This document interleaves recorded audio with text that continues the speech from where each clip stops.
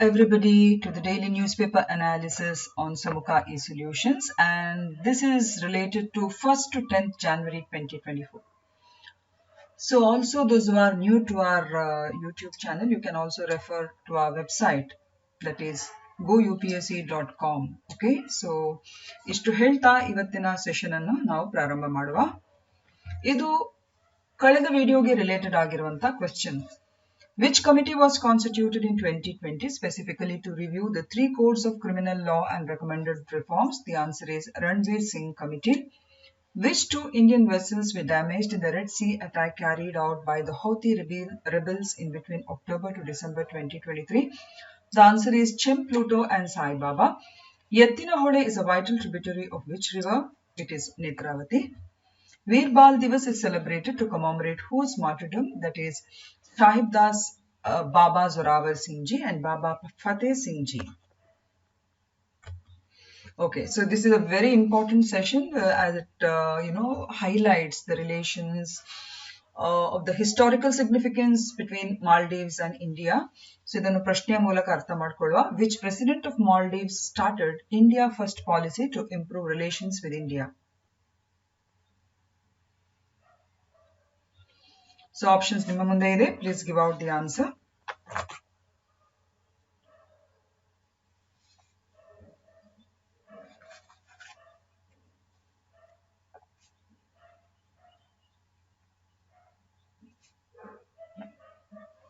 Okay, ಇದಕ್ಕೆ ಸರಿ ಉತ್ತರ option D, that is Ibrahim Mohammad Solih. So ಈ ಮುಖಾಂತರ ಮಾಲ್ಡೀವ್ಸ್ ಮತ್ತು ಭಾರತದ ನಡುವಿನ ಒಂದು ರೀತಿಯ ಸಂಬಂಧವನ್ನು ಸಂಪೂರ್ಣವಾಗಿ ಅರ್ಥೈಸಿಕೊಳ್ಳುವಂತ ಪ್ರಯತ್ನ ಮಾಡುವ. Option D is the right answer.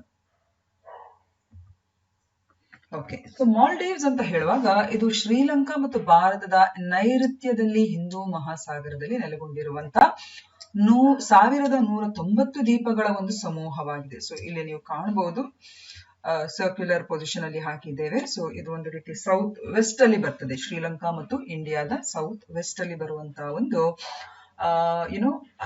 ದ್ವೀಪಗಳ ಸಮುಚ್ಚಯ ಅಂತ ನಾವು ಹೇಳ್ಬೋದು. ಹಾಗೂ ಈ 1190 ದ್ವೀಪಗಳು 90,000 ಚದರ ಕಿಲೋಮೀಟರ್ಗಳಲ್ಲಿ ಹರಡಿಕೊಂಡಿದ್ದು, ಅದರಲ್ಲಿ ಸುಮಾರು 99.6% ಪ್ರದೇಶವು ಸಮುದ್ರದಲ್ಲಿ ಮುಳುಗಿದೆ. ಸೊ ಇದು ಇದರ ಒಂದು ಲೊಕೇಶನ್. ಈ ದ್ವೀಪಗಳನ್ನು 26 ಸಮೂಹಗಳಾಗಿ ವಿಂಗಡಿಸಲಾಗಿದೆ. ಮಾಲ್ಡೀವ್ಸ್ ತನ್ನ ಹವಳದ ಬಂಡೆಗಳು ಮತ್ತು ಬಿಳಿ ಮರಳಿನ ಕಡಲೆ ತೀರಕ್ಕೆ ತುಂಬಾನೇ ಹೆಸರುವಾಸಿಯಾಗಿದೆ. ಹಾಗೂ ಅದೊಂದು ಇಂಪಾರ್ಟೆಂಟ್ ಟೂರಿಸ್ಟ್ ಡೆಸ್ಟಿನೇಷನ್ ಕೂಡ ಹೌದು.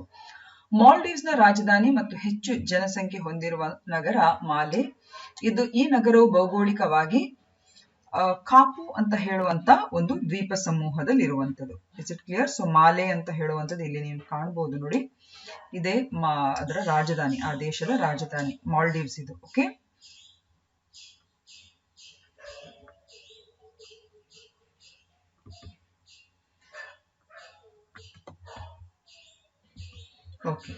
ಈಗ ಮಾಲ್ಡೀವ್ಸ್ ತಗ್ಗು ಪ್ರದೇಶವನ್ನು ಹೊಂದಿದ್ದು ಅದರ ಅತ್ಯುನ್ನತ ಸ್ಥಳವು ಸಮುದ್ರ ಮಟ್ಟದಿಂದ ಕೆಲವೇ ಮೀಟರ್ಗಳಷ್ಟು ಎತ್ತರದಲ್ಲಿದೆ. ಹಾಗೂ ಈ ದ್ವೀಪಗಳು ಹೆಚ್ಚುತ್ತಿರುವ ಸಮುದ್ರ ಮಟ್ಟಕ್ಕೂ ಕೂಡ ಗುರಿಯಾಗ್ತಾ ಇದೆ.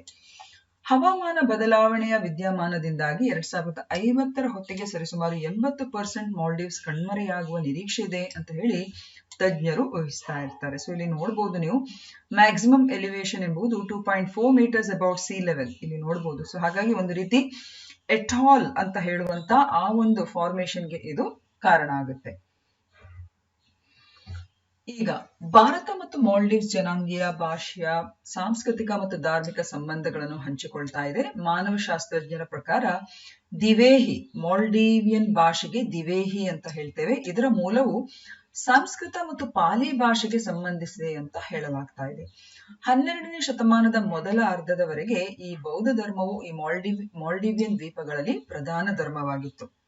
ಸೊ ಹಾಗಾಗಿ ಇಲ್ಲಿ ನೀವು ನೋಡಬಹುದು ಅವರ ಭಾಷೆಗೆ ಪಾಲಿ ಮತ್ತು ಸಂಸ್ಕೃತದ ಒಂದು ಮಿಶ್ರಣ, ದಿವೇಹಿ ಅಂತ ಹೇಳುವಂತ ಆ ಭಾಷೆ ಈ ಪಾಲಿ ಮತ್ತು ಸಂಸ್ಕೃತದ ಒಂದು ಮಿಶ್ರಣದ ಒಂದು ರೂಪವಾಗಿದೆ ಅಂತ ಹೇಳಬಹುದು. ಹಾಗೇನೆ 12ನೇ ಶತಮಾನದಲ್ಲಿ ಇಸ್ಲಾಂ ಧರ್ಮವು ಬೌದ್ಧ ಧರ್ಮವನ್ನು ಮಾಲ್ಡೀವ್ಸ್ ನಲ್ಲಿ ಪ್ರಬಲ ಧರ್ಮವಾಗಿ ಬದಲಾಯಿಸಿತು. ಇದು ಗಮನಾರ್ಹ ಸಾಂಸ್ಕೃತಿಕ ಬದಲಾವಣೆಗೆ ಅಲ್ಲಿ ಸಾಕ್ಷಿಯಾಯಿತು ಅಂತ ಹೇಳಬಹುದು. ಮಾಲ್ಡೀವ್ಸ್ ಮತ್ತು ಭಾರತ ಸಂಬಂಧಗಳ ಸುದೀರ್ಘ ಇತಿಹಾಸವನ್ನು ಹೊಂದಿದೆ. ಚೋಳರ ಕಾಲದಲ್ಲೂ ಕೂಡ ಚೋಳ ಸಾಮ್ರಾಜ್ಯದ ರಾಜರಾಜನು ಮಾಲ್ಡೀವ್ಸ್ನ ಉತ್ತರದ ಮಾಲ್ಡೀವ್ಸ್ ದ್ವೀಪಗಳನ್ನು ಆಕ್ರಮಿಸಿ ಅದನ್ನು ವಶಪಡಿಸಿಕೊಂಡಿದ್ದನು. ಆಧುನಿಕ ಯುಗದಲ್ಲಿ ಮಾಲ್ಡೀವ್ಸ್ ಸ್ವಾತಂತ್ರ್ಯ ಪಡೆಯುವವರೆಗೆ ಅಂದ್ರೆ 1965ರವರೆಗೆ ಬ್ರಿಟಿಷ್ ಆಳ್ವಿಕೆಯಲ್ಲಿತ್ತು. ಸ್ವಾತಂತ್ರ್ಯ ನಂತರ ಮಾಲ್ಡೀವ್ಸ್ ಭಾರತ, ಪಾಕಿಸ್ತಾನ ಮತ್ತು ಶ್ರೀಲಂಕಾದೊಂದಿಗೆ ನಿಕಟ ಸಂಬಂಧವನ್ನು ಹೊಂದಿತ್ತು. 1976ರಲ್ಲಿ ಮಾಲೆಯಲ್ಲಿ ರಾಯಭಾರಿ ಕಚೇರಿಯನ್ನು ಪ್ರಾರಂಭಿಸಿದ ಮೊದಲ ದೇಶ ಭಾರತ. ಆದರೂ ಭಾರತ ಮತ್ತು ಮಾಲ್ಡೀವ್ಸ್ನ ನಡುವಿನ ಸಂಬಂಧಗಳು ಅನೇಕ ಏರಿಳಿತಗಳನ್ನು ಕಂಡಿವೆ. ಇಬ್ರಾಹಿಂ ನಾಸೆರ್ ಸ್ವಾತಂತ್ರ್ಯ ಸಿಕ್ಕಿದಾಗಿನಿಂದ ಅಂದ್ರೆ 1965ರಿಂದ 1978ರವರೆಗೆ ಮಾಲ್ಡೀವ್ಸ್ನ ಆಡಳಿತಗಾರರಾಗಿದ್ರು. ಇವರೇ ನೋಡಿ ಇಬ್ರಾಹಿಂ ನಾಸೆರ್. ಹಾಗೆಯೇ ಅಧ್ಯಕ್ಷ ಅಬ್ದುಲ್ ಗಯೂಮ್ 1978ರಿಂದ 2008ರವರೆಗೆ ಅಂದ್ರೆ 3 ದಶಕಗಳವರೆಗೆ ಅವರು ಆಡಳಿತ ನಡೆಸಿದರು. ಗಯೂಮ್ ಆಡಳಿತದ ವಿರುದ್ಧ ಅನೇಕ ಪ್ರತಿಭಟನೆಗಳು ಕೂಡ ಮಾಲ್ಡೀವ್ಸ್ನಲ್ಲಿ ಆ ಸಂದರ್ಭದಲ್ಲಿ ನಡೆದಿದ್ವು. 1988ರಲ್ಲಿ people's liberation organisation of Tamil Eelam ನೊಂದಿಗೆ ಸಂಯೋಜಿತವಾಗಿರುವ ಭಯೋತ್ಪಾದಕರು ಮಾಲ್ಡೀವ್ಸ್ನಲ್ಲಿ ದಂಗೆಗೂ ಸಹ ಪ್ರಯತ್ನಿಸುತ್ತಾರೆ. ಈ ಸಮಯದಲ್ಲಿ ಭಾರತೀಯ ಸಶಸ್ತ್ರ ಪಡೆಗಳು ಆಪರೇಷನ್ ಕ್ಯಾಕ್ಟಸ್ ಅನ್ನು ಪ್ರಾರಂಭಿಸಿತು ಮತ್ತು ಅವರ ಪ್ರಯತ್ನವನ್ನು ವಿಫಲಗೊಳಿಸಿದವು. ಇದು ಮಾಲ್ಡೀವ್ಸ್ನೊಂದಿಗೆ ನಂಬಿಕೆ ಮತ್ತು ನಿರಂತರ ಸ್ನೇಹಪರ ದ್ವಿಪಕ್ಷೀಯ ಸಂಬಂಧಗಳ ಅಭಿವೃದ್ಧಿಗೆ ಅಡಿಪಾಯ ಹಾಕಿತು. ಸೊ ಬೇಸಿಕಲಿ ಆಪರೇಷನ್ ಕ್ಯಾಕ್ಟಸ್ ಅಂತ ಹೇಳುವಂಥದ್ದು ಭಾರತದ ಒಂದು ಆಪರೇಷನ್. ಅದು ಎಲ್ಲಿ ಮಾಲ್ಡೀವ್ಸ್ನಲ್ಲಿ ಈ ಪ್ಲೋಟ್ ಅಂತ ಹೇಳುವಂತ ಆರ್ಗನೈಸೇಷನ್ ಅನ್ನು ಅವರ ಒಂದು ಭಯೋತ್ಪಾದಕ ಚಟುವಟಿಕೆಯನ್ನು ವಿಫಲಗೊಳ್ಳಿಕ್ಕೆ ಮಾಡಿದಂತ ಒಂದು ಕಾರ್ಯಾಚರಣೆ ಅಂತ ನಾವು ಹೇಳ್ಬೋದು. ಅದರ ಹೆಸರು ಆಪರೇಷನ್ ಕ್ಯಾಕ್ಟಸ್. ಇದು ಮಾಲ್ಡೀವ್ಸ್ ದೇಶಕ್ಕೆ ಸಂಬಂಧಿಸಿದ ಭಾರತದ ಒಂದು ಆಪರೇಷನ್ ಅಥವಾ ಕಾರ್ಯಾಚರಣೆ ಅಂತ ಇಲ್ಲಿ ನೀವು ನೆನಪಿಸಬೇಕಾಗುತ್ತೆ. ಹಾಗೆಯೇ 20ನೇ ಶತಮಾನದ ಕೊನೆಯಲ್ಲಿ ಮತ್ತು 21ನೇ ಶತಮಾನದ ಆರಂಭದಲ್ಲಿ ಮಾಲ್ಡೀವ್ಸ್ ನಲ್ಲಿ ಮೂಲಸೌಕರ್ಯ ಅಭಿವೃದ್ಧಿಯಲ್ಲಿ ಚೀನಾ ಮಹತ್ವದ ಪಾತ್ರವನ್ನು ವಹಿಸಿದೆ. 2004ರ ವಿನಾಶಕಾರಿ ಸುನಾಮಿ ಸಮಯದಲ್ಲಿ ಭಾರತ ಮತ್ತು ಚೀನಾ ದ್ವೀಪ ರಾಷ್ಟ್ರಕ್ಕೆ ನೆರವನ್ನು ಸಹ ನೀಡಿದೆ. ಅಧ್ಯಕ್ಷ ಅಬ್ದುಲ್ ಗಯೂಮ್ ನಂತರ ಮೊಹಮ್ಮದ್ ನಶೀದ್ ಅಂದ್ರೆ ಇವರೇ ನೋಡಿ, ಇವರು 2008ರಿಂದ 2012 ಹಾಗೂ ಮೊಹಮ್ಮದ್ ವಹೀದ್ ಹಸನ್ 2012ರಿಂದ 13 ಮತ್ತು ಅಬ್ದುಲ್ಲಾ ಯಮೀನ್ ಮಾಲ್ಡೀವ್ಸ್ನ ಅಧ್ಯಕ್ಷರಾಗಿ ಸೇವೆ ಸಲ್ಲಿಸಿದರು. 2008ರಲ್ಲಿ ಮೊಹಮ್ಮದ್ ನಶೀದ್ ಅಧ್ಯಕ್ಷರಾದಾಗ ಭಾರತ ಮತ್ತು ಮಾಲ್ಡೀವ್ಸ್ನ ನಡುವಿನ ಸಂಬಂಧಗಳು ಬಹಳಷ್ಟು ಸುಧಾರಣೆಯನ್ನು ಕಂಡವು. ಆದರೂ ಅವರ ಅಧ್ಯಕ್ಷತೆಯಲ್ಲಿ ಜಾಗತಿಕ ಆರ್ಥಿಕ ಹಿಂಜರಿತದ ಮಧ್ಯೆ ಮಾಲ್ಡೀವ್ಸ್ ತನ್ನ ಪ್ರವಾಸೋದ್ಯಮ ಉದ್ಯಮದಲ್ಲಿ ಆರ್ಥಿಕ ಸವಾಲುಗಳನ್ನು ಎದುರಿಸಿತು. ಚೀನಾ ಈ ಅವಕಾಶವನ್ನು ಚೆನ್ನಾಗಿ ಬಳಸಿಕೊಂಡಿತು. ಪ್ರವಾಸೋದ್ಯಮ ಕ್ಷೇತ್ರವನ್ನು ಬೆಂಬಲಿಸಲು ಚೀನಾ ಮಾಲ್ಡೀವ್ಸ್ನೊಂದಿಗೆ ಒಪ್ಪಂದವನ್ನು ಸಹ ಮಾಡಿಕೊಂಡಿತು. ಮೊಹಮ್ಮದ್ ವಹೀದ್ ಅವರ ಅಧ್ಯಕ್ಷತೆಯಲ್ಲಿ 2012-13 ಭಾರತ ಮತ್ತು ಮಾಲ್ಡೀವ್ಸ್ ನಡುವಿನ ಸಂಬಂಧಗಳು ಮತ್ತೆ ಹದಗೆಟ್ಟವು. ಸಣ್ಣ ರಾಷ್ಟ್ರಗಳ ಬಗ್ಗೆ ಚೀನಾದ ವಿದೇಶಾಂಗ ನೀತಿಯನ್ನು ಅವರು ಶ್ಲಾಘಿಸಿದರು. ಪ್ರತಿಯಾಗಿ ಅವರು ಮೂಲಸೌಕರ್ಯ ಮತ್ತು ಮಿಲಿಟರಿ ನೆರವು ಒಪ್ಪಂದಗಳ ಮೂಲಕ ಚೀನಾದ ಸಹಾಯವನ್ನು ಕೂಡ ಈ ಮೊಹಮ್ಮದ್ ವಹೀದ್ ಅವರು ಪಡ್ಕೊಂಡ್ರು. ಅಧ್ಯಕ್ಷ ಅಬ್ದುಲ್ಲಾ ಯಮೀನ್ ಅವರ ಆಳ್ವಿಕೆಯಲ್ಲಿ ಅಂದ್ರೆ 2013ರಿಂದ 2018ರ ಕಾಲದಲ್ಲಿ ಮಾಲ್ಡೀವ್ಸ್ ಭಾರತದ ಪ್ರಭಾವದಿಂದ ಚೀನಾದಿಂದ ಮತ್ತಷ್ಟು ದೂರವಿತ್ತು. ಆದರೆ ಅದು ಮಾಲ್ಡೀವ್ಸ್ ಏನಾಯ್ತು, ಅದು ಭಾರತದ ಪ್ರಭಾವದಿಂದ ಇನ್ನಷ್ಟು ದೂರ ಉಳಿಯಿತು. ಯಾರ ಕಾಲದಲ್ಲಿ? ಅಬ್ದುಲ್ಲಾ ಯಮೀನ್ ಅವರ ಕಾಲದಲ್ಲಿ, ಅವರ ಆಳ್ವಿಕೆಯ ಸಂದರ್ಭದಲ್ಲಿ. ಆದರೆ ಅದು ಚೀನಾದೊಂದಿಗೆ ತನ್ನ ಸಂಬಂಧವನ್ನು ಈ ಪ್ರಯುಕ್ತ ಬಹಳಷ್ಟು ಬಲಪಡಿಸಿತು ಅಂತ ನಾವು ಹೇಳಬಹುದು. 2018ರಲ್ಲಿ ಇಬ್ರಾಹಿಂ ಮೊಹಮ್ಮದ್ ಸೋಲಿ ಅಂದ್ರೆ 2018ರಿಂದ 2023ರವರೆಗೆ ಮಾಲ್ಡೀವ್ಸ್ನ ಅಧ್ಯಕ್ಷರಾಗಿ ಆಯ್ಕೆ ಆಗ್ತಾರೆ. ಇವರೇ ನೋಡಿ ಇಬ್ರಾಹಿಂ ಮೊಹಮ್ಮದ್ ಸೋಲಿ. ಇವರು ಹೆಚ್ಚು ಪ್ರಾಯೋಗಿಕ ವಿಧಾನವನ್ನು ಅನುಸರಿಸಿದರು ಮತ್ತು ಇವರು ಭಾರತದೊಂದಿಗಿನ ಸಂಬಂಧವನ್ನು ಸುಧಾರಿಸಿದರು. ಅವರು ಮಾಲ್ಡೀವ್ಸ್ನ ವಿದೇಶಾಂಗ ನೀತಿಯನ್ನು ಇಂಡಿಯಾ ಫಸ್ಟ್ ಅನ್ನು ಜಾರಿಗೆ ಆ ಮೂಲಕ ತಂದುಬಿಟ್ರು. ಹಾಗೂ ಇದು ಭಾರತ ಮತ್ತು ಮಾಲ್ಡೀವ್ಸ್ನ ನಡುವಿನ ಸ್ನೇಹವನ್ನು ಇನ್ನಷ್ಟು ಒಳ್ಳೆ ರೀತಿಯಲ್ಲಿ ಪುನಃಸ್ಥಾಪಿಸಲಿಕ್ಕೆ ಸಹಾಯ ಆಯಿತು ಅಂತ ನಾವು ಹೇಳ್ಬೋದು. ಸೊ ಎಲ್ಲ ಇವರನ್ನು ನೋಡಿದ್ರೆ ಈ ವ್ಯಕ್ತಿ ಅಂದ್ರೆ ಇಬ್ರಾಹಿಂ ಮೊಹಮ್ಮದ್ ಸೋಲಿ ಅವರು ಇಂಡಿಯಾ ಫಸ್ಟ್ ಅಂತ ಹೇಳುವಂತ ಆ ಕಾನ್ಸೆಪ್ಟ್ ಅಂತ ಪಾಲಿಸಿಯನ್ನು ಇಟ್ಟುಕೊಂಡು ಈ ವಿದೇಶಾಂಗ ಮಿತ್ರತ್ವವನ್ನು ಭಾರತದೊಂದಿಗೆ ಇನ್ನಷ್ಟು ಉತ್ತಮಪಡಿಸಿದ್ರು ಅಂತ ನಾವು ಹೇಳ್ಬೋದು. ಏನೆಲ್ಲ ಮಾಡಿದ್ರು ಇವರಂತ ಇಲ್ಲಿ ನಾವು ಗಮನಿಸುವ. ಆರ್ಥಿಕ ಮತ್ತು ಕಾರ್ಯತಂತ್ರದ ಸಂಬಂಧ. ಮಾಲ್ಡೀವ್ಸ್ ಭಾರತಕ್ಕೆ ಪ್ರಮುಖ ಹಿಂದೂ ಮಹಾಸಾಗರದ ನೆರೆಯ ರಾಷ್ಟ್ರವಾಗಿ ಉಳಿದಿದೆ ಹಾಗೂ ಇದು ವ್ಯಾಪಾರ ಪಾಲುದಾರ ಮತ್ತು ಭಾರತಕ್ಕೆ ಪ್ರವಾಸೋದ್ಯಮ ತಾಣ ಕೂಡ ಆಗಿದೆ. ಮೋಸ್ಟ್ ಆಫ್ ಆರ್ ಟೂರಿಸ್ಟ್ ಅವರದೊಂದು ಯಾವಾಗ್ಲೂ ಫೈನಲ್ ಡೆಸ್ಟಿನೇಷನ್ ಅಥವಾ ಅವರ ಒಂದು ಯಾವಾಗ್ಲೂ ಪ್ರಯಾರಿಟೈಸ್ ಡೆಸ್ಟಿನೇಷನ್ ಅಂತ ಹೇಳಿದ್ರೆ ಅದು ಮಾಲ್ಡೀವ್ಸ್. ಭಾರತವು ಮಾಲ್ಡೀವ್ಸ್ ನ 2ನೇ ಅತಿ ದೊಡ್ಡ ವ್ಯಾಪಾರ ಪಾಲುದಾರರಾಗಿದ್ದು ಬಿಕ್ಕಟ್ಟುಗಳ ಸಮಯದಲ್ಲಿ ಸಹಾಯವನ್ನು ಒದಗಿಸುತ್ತದೆ ಮತ್ತು ಅಭಿವೃದ್ಧಿ ಯೋಜನೆಗಳಲ್ಲೂ ಕೂಡ ಇದು ಈ ಮೂಲಕ ಸಹಕಾರವನ್ನು ನೀಡುತ್ತದೆ. ಗ್ರೇಟರ್ ಮಾಲೆ ಸಂಪರ್ಕ ಯೋಜನೆ ಮೂಲಕ ಸಂಪರ್ಕವನ್ನು ಸುಗಮಗೊಳಿಸಲು ಭಾರತವು ನೆರವನ್ನು ನೀಡಿದೆ. ಹಾಗೆ ಭಾರತದ ಸಾಲ ಸೌಲಭ್ಯ ಪಡೆದು ಹನಿಮಧು ಅಂತಾರಾಷ್ಟ್ರೀಯ ವಿಮಾನ ನಿಲ್ದಾಣವನ್ನು ಸಹ ಅಭಿವೃದ್ಧಿಪಡಿಸಿದೆ. 2014ರಲ್ಲಿ ಆಪರೇಷನ್ ನೀರ್ ಕಾರ್ಯಾಚರಣೆಯ ಮೂಲಕ ಭಾರತವು ಕುಡಿಯುವ ನೀರಿನ ಬಿಕ್ಕಟ್ಟನ್ನು ಎದುರಿಸಲು ಮಾಲ್ಡೀವ್ಸ್ಗೆ ಕುಡಿಯುವ ನೀರನ್ನು ಸರಬರಾಜು ಸಹ ಮಾಡಿದೆ. ದ್ವಿಪಕ್ಷೀಯ ವ್ಯಾಪಾರ, ಮಾನವೀಯ ನೆರವು, ಪ್ರವಾಸೋದ್ಯಮ ಮತ್ತು ವೈದ್ಯಕೀಯ ಪ್ರವಾಸೋದ್ಯಮವು ಅವರ ಸಂಬಂಧಗಳ ಮಹತ್ವದ ಅಂಶಗಳಾಗಿವೆ. ಭಾರತವು ಮಾಲ್ಡೀವ್ಸ್ಗೆ ಪ್ರವಾಸಿಗರ ಅತಿದೊಡ್ಡ ಮೂಲಗಳಲ್ಲಿ ಒಂದಾಗಿದ್ದು ಮಾಲ್ಡೀವ್ಸ್ ತನ್ನ ಆರ್ಥಿಕತೆಯನ್ನು ನಡೆಸಲು ಪ್ರವಾಸೋದ್ಯಮದ ಮೇಲೆ ಹೆಚ್ಚು ಅವಲಂಬಿತವಾಗಿದೆ.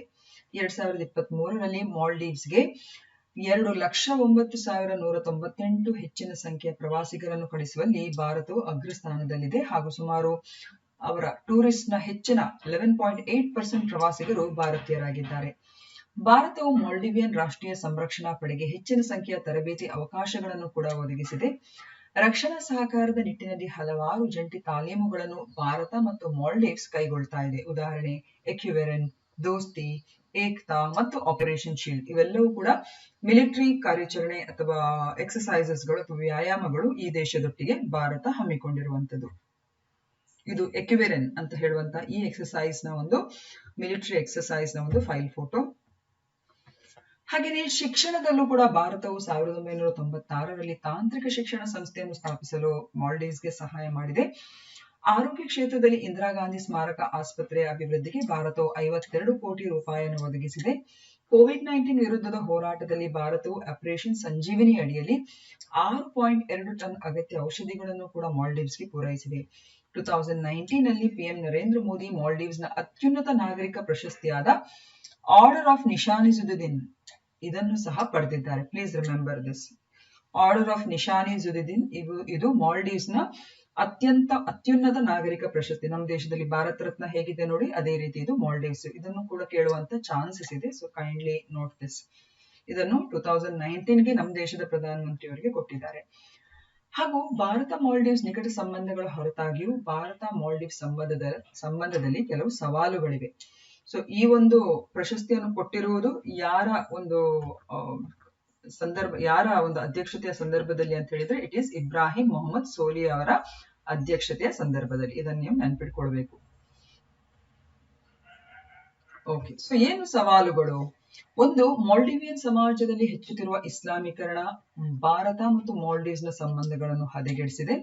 ಮಾಲ್ಡೀವ್ಸ್ ನಲ್ಲಿ ಹೆಚ್ಚುತ್ತಿರುವ ಚೀನಾದ ಪ್ರಭಾವ ಭಾರತಕ್ಕೆ ಇನ್ನೊಂದು ಸವಾಲಾಗಿದೆ. ಚೀನಾದ ಬೆಲ್ಟ್ ಅಂಡ್ ರೋಡ್ ಇನಿಷಿಯೇಟಿವ್ ಭಾಗವಾಗಿ ಚೀನಾ ಇತ್ತೀಚಿನ ವರ್ಷಗಳಲ್ಲಿ ಮಾಲ್ಡೀವ್ಸ್ ನಲ್ಲಿ ಭಾರೀ ಹೂಡಿಕೆಯನ್ನು ಮಾಡ್ತಾ ಇದೆ ಹಾಗೂ ಇದು ಭಾರತದ ಕಳವಳಕ್ಕೆ ಇನ್ನೊಂದು ಕಾರಣವಾಗಿದೆ.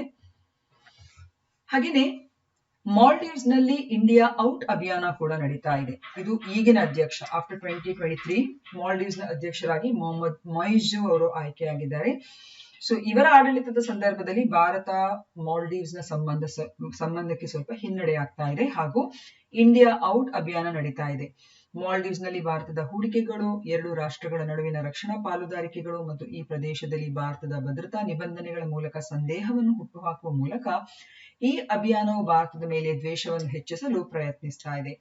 ನವೆಂಬರ್ 2023ರಲ್ಲಿ ಮಾಲ್ಡೀವ್ಸ್ ನ ಅಧ್ಯಕ್ಷರಾಗಿ ಆಯ್ಕೆಯಾದ ಮೊಹಮ್ಮದ್ ಮೊಯಿಜು ಇಂಡಿಯಾ ಔಟ್ ಅಭಿಯಾನವನ್ನು ಸಹ ಬೆಂಬಲಿಸಿದ್ದಾರೆ. ಇಬ್ರಾಹಿಂ ಮೊಹಮ್ಮದ್ ಸೋಲಿ ಸರ್ಕಾರದ ಭಾರತದ ಮೊದಲು ಎಂಬ ವಿದೇಶಾಂಗ ನೀತಿಯನ್ನು ಮೊಹಮ್ಮದ್ ಮೊಯಿಜು ಅವರು ವಿರೋಧಿಸಿದ್ದಾರೆ. ಹಾಗೆ ಇವರು ಭಾರತೀಯ ಸೇನೆಯನ್ನು ಹೊರಕಳಿಸುವುದಾಗಿ ಕೂಡ ತನ್ನ ಚುನಾವಣಾ ಪ್ರಣಾಳಿಕೆಯಲ್ಲಿ ಅವರು ಘೋಷಿಸಿದ್ದಾರೆ. ಜೂನ್ 8, 2019ರಂದು ಭಾರತ ಮತ್ತು ಮಾಲ್ಡೀವ್ಸ್ ಹೈಡ್ರೋಗ್ರಾಫಿಕ್ ಸರ್ವೆ ಒಪ್ಪಂದಕ್ಕೆ ಸಹಿ ಹಾಕಿದ್ದು ಹಾಗೂ ಒಪ್ಪಂದದ ಪ್ರಕಾರ ಎರಡೂ ದೇಶಗಳು ಸಾಗರ ತಳದ ಬಗ್ಗೆ ವಿಶೇಷವಾಗಿ ಮಾಲ್ಡೀವ್ಸ್ ನ ಸುತ್ತಮುತ್ತಲಿನ ಸಮುದ್ರದ ಮಾಹಿತಿ ಸಂಗ್ರಹಿಸಲು ಒಟ್ಟಾಗಿ ಕೆಲಸ ಮಾಡಲು ಸಹ ಒಪ್ಪಿಕೊಂಡಿದ್ದವು. ಕಡಲ್ ಸಹಕಾರ, ಸುರಕ್ಷತೆ ಮತ್ತು ಸಮುದ್ರ ಪರಿಸರವನ್ನು ಅರ್ಥ ಮಾಡಿಕೊಳ್ಳುವುದು ಸೇರಿದಂತೆ ವಿವಿಧ ಉದ್ದೇಶಗಳಿಗಾಗಿ ಈ ದತ್ತಾಂಶ ತುಂಬಾನೇ ಮುಖ್ಯವಾಗಿತ್ತು. ಆದ್ರೆ ಈ ಮೊಯ್ಜು ಅಧ್ಯಕ್ಷರಾದ ನಂತರ ಡಿಸೆಂಬರ್ 2023ರಲ್ಲಿ ಮಾಲ್ಡೀವ್ಸ್ ಈ ಒಪ್ಪಂದವನ್ನು ಸಹ ರದ್ದುಗೊಳಿಸಿದೆ. ಇದನ್ನು ನೀವು ಗಮನದಲ್ಲಿಟ್ಕೊಳ್ಬೇಕು. ರದ್ದತಿಯು ಎರಡು ದೇಶಗಳ ನಡುವಿನ ಸಂಬಂಧ ಮತ್ತು ಸಮುದ್ರಗಳಿಗೆ ಸಂಬಂಧಿಸಿದ ಕ್ಷೇತ್ರಗಳಲ್ಲಿ ಅವರ ಸಹಕಾರದ ಬಗ್ಗೆ ಪ್ರಶ್ನೆಗಳನ್ನು ಸಹ ಹುಟ್ಟುಹಾಕ್ತದೆ. ಅಧ್ಯಕ್ಷ ಮೊಯ್ಜಿ ಅವರನ್ನು ಭಾರತ ವಿರೋಧಿ ಮತ್ತು ಚೀನಾದ ಪರ ಎಂದು ಪರಿಗಣಿಸಲಾಗಿದೆ. ಇಂಡಿಯಾ ಔಟ್ ಚಳವಳಿಗೆ ಬೆಂಬಲ ನೀಡುವ ಮೂಲಕ ಅವರು ಅಧಿಕಾರಕ್ಕೆ ಬಂದಿದ್ದಾರೆ. ಸಾಂಪ್ರದಾಯಿಕವಾಗಿ ಮಾಲ್ಡೀವ್ಸ್ ಅಧ್ಯಕ್ಷರುಗಳು ಅಧಿಕಾರಕ್ಕೆ ಬಂದಾಗ ಮೊದಲಿಗೆ ಭಾರತಕ್ಕೆ ಭೇಟಿ ನೀಡುವುದುಂಟು. ಅಧಿಕಾರ ವಹಿಸಿಕೊಂಡ ನಂತರ ಮೊಯ್ಜಿ ಭಾರತಕ್ಕೆ ಭೇಟಿ ನೀಡುವ ಬದಲು ತನ್ನ ಮೊದಲ ಅಧಿಕೃತ ಭೇಟಿಯಲ್ಲಿ ಚೀನಾ ಮತ್ತು ಟರ್ಕಿಗೆ ಅವರು ಭೇಟಿ ನೀಡಿದ್ದರು. ಯಾಕೆ ಈ ಪ್ರಶ್ನೆಯನ್ನು ಇವತ್ತಿನ ಈ ಮೂಲಕ, ಯಾಕಂದ್ರೆ ಇದು ತುಂಬಾನೇ ಬರ್ನಿಂಗ್ ಇಶ್ಯೂ ಅಂತ ನಿಮ್ಗೆಲ್ಲ ಗೊತ್ತಿದೆ. ಇತ್ತೀಚೆಗೆ ಭಾರತದ ಪ್ರಧಾನಿ ಲಕ್ಷದ್ವೀಪಕ್ಕೆ ಭೇಟಿ ನೀಡಿ ಅಲ್ಲಿನ ಪ್ರವಾಸೋದ್ಯಮದ ಕ್ಷೇತ್ರಕ್ಕೆ ಪ್ರೋತ್ಸಾಹ ನೀಡಿದರು. ಮಾಲ್ಡೀವ್ಸ್ ಪ್ರವಾಸೋದ್ಯಮಕ್ಕೆ ಈ ಪ್ರೋತ್ಸಾಹ ಅಪಾಯವನ್ನುಂಟು ಮಾಡುತ್ತದೆ ಎಂದು ಆರೋಪಿಸಿ ಲಕ್ಷದ್ವೀಪಕ್ಕೆ ಭೇಟಿ ನೀಡಿದ ನಂತರ ಭಾರತ ಮತ್ತು ಅದರ ಪ್ರಧಾನಮಂತ್ರಿಯ ಬಗ್ಗೆ 3 ಮಾಲ್ಡೀವ್ಸ್ ಮಂತ್ರಿಗಳು ಅವಹೇಳನಕಾರಿ ಕಾಮೆಂಟ್ಗಳನ್ನು ಮಾಡಿದರು. ಭಾರತ ಸರ್ಕಾರವು ಈ ವಿಷಯವನ್ನು ಪ್ರಸ್ತಾಪಿಸಿತು. ಇದರಿಂದ ಮಂತ್ರಿಗಳನ್ನು ಅಮಾನತುಗೊಳಿಸಲಾಯಿತು. ಅಂದ್ರೆ ಮಾಲ್ಡೀವ್ಸ್ ನಲ್ಲಿ ಆ ಹೇಳಿಕೆ ಕೊಟ್ಟಂತ ಮಂತ್ರಿಗಳನ್ನು ಅಮಾನತುಗೊಳಿಸಲಾಯಿತು. ಈ ಘಟನೆಯ ನಂತರ ಮಾಲ್ಡೀವ್ಸ್ಗೆ ಪ್ರವಾಸ ಕೈಗೊಳ್ಳುತ್ತಿದ್ದ ಭಾರತೀಯರು ತಮ್ಮ ಬುಕಿಂಗ್ ಗಳನ್ನು ಸಹ ರದ್ದುಗೊಳಿಸಿದ್ದಾರೆ. ಈ ಘಟನೆಯ ನಡುವೆ ಮೊಹಮ್ಮದ್ ಮೊಯ್ಜು ಚೀನಾಕ್ಕೆ ಸಹ ಭೇಟಿ ನೀಡಿದ್ದಾರೆ. ಇದೆಲ್ಲ ಅಂತಾರಾಷ್ಟ್ರೀಯ ಬೆಳವಣಿಗೆಗಳು. ಜನವರಿ 10, 2023ರಂದು ಮಾಲ್ಡೀವ್ಸ್ನ ಅಧ್ಯಕ್ಷ ಮೊಯ್ಜು ಚೀನಾದೊಂದಿಗೆ ಸರಿಸುಮಾರು 20 ಪ್ರಮುಖ ಒಪ್ಪಂದಗಳಿಗೆ ಸಹಿ ಹಾಕುವ ಮೂಲಕ ಮಹತ್ವದ ರಾಜತಾಂತ್ರಿಕ ಹೆಜ್ಜೆಯನ್ನು ತೆಗೆದುಕೊಂಡಿದ್ದಾರೆ ಮತ್ತು ದ್ವಿಪಕ್ಷೀಯ ಸಂಬಂಧಗಳನ್ನು ಸಮಗ್ರ ಕಾರ್ಯತಂತ್ರದ ಸಹಕಾರ ಪಾಲುದಾರಿಕೆಗೆ ಏರಿಸಲು ಸಹ ಒಪ್ಪಿಕೊಂಡಿದ್ದಾರೆ. So Lakshadweep, Minicoy islands, Maldives, so ಇದರ ಮಧ್ಯೆ ಹೋಗುವಂತ ಈ 9 ಡಿಗ್ರಿ ಚಾನೆಲ್ ಹಾಗೆ 8 ಡಿಗ್ರಿ ಚಾನೆಲ್ ನ ಒಂದು ಚಾರ್ಟ್ ಅನ್ನು ಹಾಕಿದ್ದೇವೆ. ಹಾಗೆ ಅಂಡಮಾನ್ ಮತ್ತು ನಿಕೋಬಾರ್ ದ್ವೀಪಗಳನ್ನು ಕೂಡ ಅಷ್ಟೇ.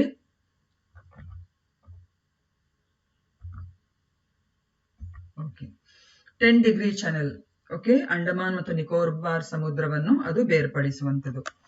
ಓಕೆ, ಮತ್ತು ಅಂಡಮಾನ್ ಗ್ರೂಪ್ ಆಫ್ ಐಲ್ಯಾಂಡ್ಸ್ ಅಂತ ಹೇಳಿದ್ರೆ ಗ್ರೇಟ್ ಅಂಡಮಾನ್, ಲಿಟಲ್ ಅಂಡಮಾನ್ ಮತ್ತು ನಿಕೋಬಾರ್ ದ್ವೀಪ ಸಮೂಹಗಳು. ಸೊ ಗ್ರೇಟ್ ಅಂಡಮಾನ್ ಅಲ್ಲಿ we have the north Andaman, middle Andaman and south Andaman. So great Andaman and little Andaman ಮಧ್ಯೆ ಡಂಕನ್ ಪ್ಯಾಸೇಜ್ ಇರುವಂತದ್ದು. ಓಕೆ, ಸೊ ಇದನ್ನೆಲ್ಲ ನೀವು ನೆನ್ಪಿಡ್ಲಿಕ್ಕೆ ಈಸಿಯಾಗಿ ಈ ಒಂದು ಚಾರ್ಟ್ ಅನ್ನು ಇಲ್ಲಿ ಮಾಡಿದ್ದಾರೆ. ಓಕೆ,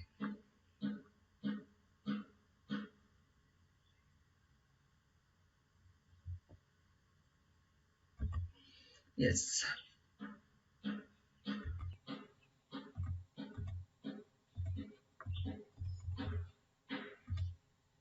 ಇದೆಲ್ಲ ನಮ್ಮ goupsc.com ವೆಬ್ಸೈಟ್ ಅಲ್ಲಿ ಲಭ್ಯ ಇದೆ. ಸೊ ಯಾರೆಲ್ಲ ನೋಟ್ಸ್ ಮಾಡ್ಲಿಕ್ಕೆ ಇಚ್ಛಿಸುವವರು you can please refer that website.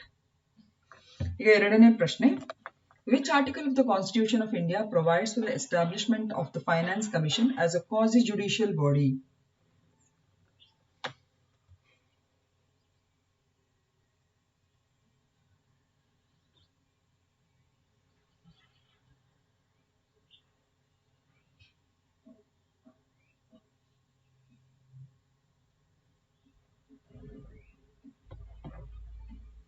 Okay, ಇದಕ್ಕೆ ಸರಿ ಉತ್ತರ option A, that is article 280.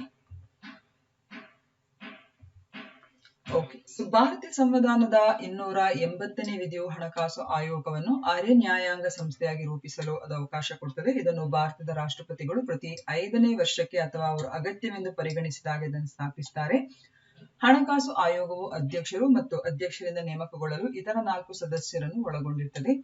ರಾಷ್ಟ್ರಪತಿಗಳು ತಮ್ಮ ಆದೇಶದಲ್ಲಿ ನಿರ್ದಿಷ್ಟಪಡಿಸಿದ ಅಂತಹ ಅವಧಿಗೆ ಅವರು ಅಧಿಕಾರವನ್ನು ಹೊಂದಿರುತ್ತಾರೆ ಹಾಗೂ ಅವರು ಮರು ನೇಮಕಕ್ಕೂ ಕೂಡ ಅವರು ಅರ್ಹರಾಗಿರ್ತಾರೆ.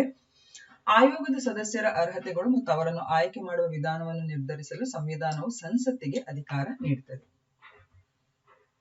ಸೊ ಇದರ ಕಾರ್ಯಗಳನ್ನು ನಾವು ಗಮನಿಸಿದ್ರೆ, ಕೇಂದ್ರ ಸರ್ಕಾರವು ತನ್ನ ಮತ್ತು ಪ್ರತ್ಯೇಕ ರಾಜ್ಯಗಳ ನಡುವೆ ಸಂಗ್ರಹಿಸುವ ತೆರಿಗೆ ಹಣವನ್ನು ಹೇಗೆ ವಿಭಜಿಸಬೇಕು ಎಂಬುದನ್ನು ಹಣಕಾಸು ಆಯೋಗ ನಿರ್ಧರಿಸುತ್ತದೆ. ಪ್ರತಿ ರಾಜ್ಯವು ಎಷ್ಟು ಪಾಲನ್ನು ಪಡೆಯುತ್ತದೆ ಎಂಬುದನ್ನು ಹಣಕಾಸು ಆಯೋಗವು ಲೆಕ್ಕಾಚಾರ ಮಾಡುತ್ತದೆ.